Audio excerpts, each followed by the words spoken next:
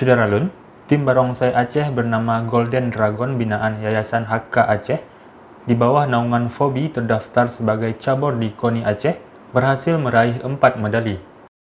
Keterangan dari Aki, yakni Ketua Umum Federasi Olahraga Barongsai atau FOBI Aceh pada Serambi On TV Minggu 9 Oktober 2022, 4 medali tersebut adalah 3 medali perak diperoleh pada kategori barongsai ketangkasan Zautu, barongsai ketangkasan Shang Tui, barongsai ketangkasan Guayou, sedangkan medali perunggu pada kategori barongsai halang rintang.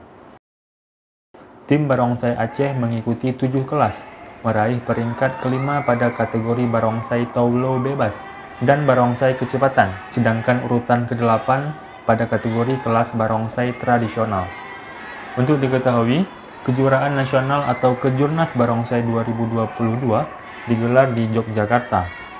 Agenda berlangsung pada 7-9 Oktober 2022 memperebutkan Piala Raja Hamengkubuwono X dan Piala Kasat.